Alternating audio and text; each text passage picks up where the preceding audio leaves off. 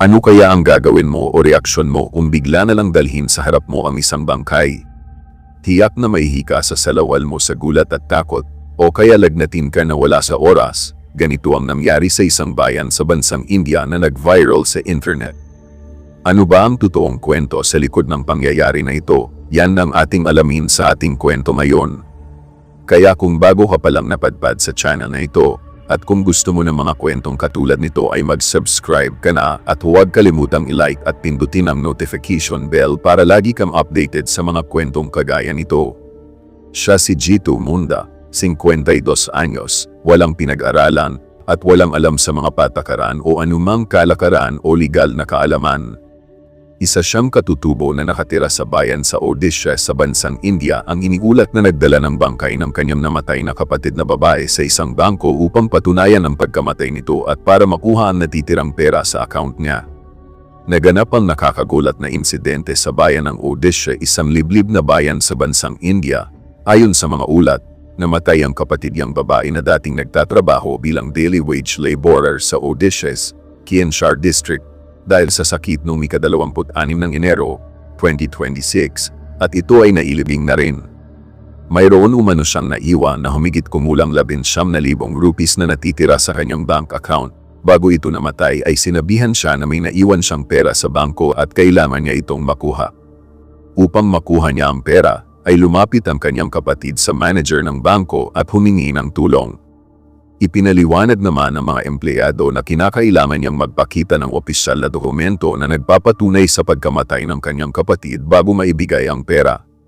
Gayunpaman, dahil sa kakulangan ng kaalaman sa tamang proseso at ang alam niya na paraan para mapatunayan nila na nagsasabi siya ng totoo o magpakita ng pruweba na patay na nga ang kanyang kapatid, umano'y bumalik ang lalaki sa sementeryo na kung saan nakalibing ang kanyang kapatid na babae. Dala ang gamit pang hukay, walang inaksayang oras si Jitu Munda, agad na hinukay niya ang bangkay ng kanyang kapatid. Pagkahukay ay binalot niya agad ito at kinarga. Naglakad siya ng 3 kilometro at dinala ito sa bangko bilang patunay na patay na nga ang kanyang kapatid. Para makuha na niya ang pera, habang naglalakad siya na karga ang bangkay ay hindi maiwasan ang mga nakakasalubong niya ang matakot at mapapatakbo. Ang iba ay nakatakip ng ilong at ang iba naman ay napapatingin at kinukuhanan ng picture at video gamit ang kanilang cellphone. Minsan dahil sa pagod ni Jitu Munda ay nagpapahinga ito dahil sa layo ng kanyang nilalakad. At nang pagdating na niya sa bangko, ipinasok niya ang bangkay ng kapatid at nagdulot ito ng matinding takot at pagkabigla nagsitakbuhan mga empleyado ng bangko at ibang mga residente sa lugar. Nandyan na nagsitakbuhan sa takot ang mga tao at ang amoy na masamsang na. Ang iba ay tumawag ng pulis para kausapin at ayusin ito. Dahil sa pangyayaring iyon ay nagdulot ito ng takot sa mga tao. Nang mapakalma na ng mga pulis ang sitwasyon ay maayos nilang kinausap ang lalaki.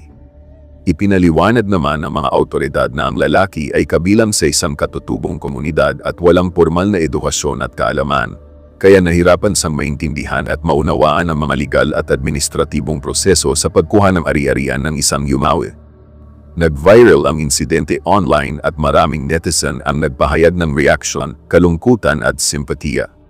Ayon sa ilan, ipinapakita nito ang kahalagahan ng malinaw na gabay at mas maayos na akses sa impormasyon, lalo na para sa mga taong naninirahan sa malalayong lugar na hindi pamilyar sa mga opisyal na proseso sa bangko at ng gobyerno. Hindi rin nila masisi si Jitu Munda sa nangyari at naintindihan nila ito.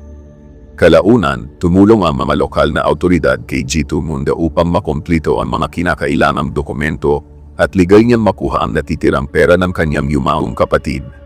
Tumulong din sila upang maibalik ang bangkay ng kanyang kapatid sa sementeryo at mailibing itong muli ng maayos.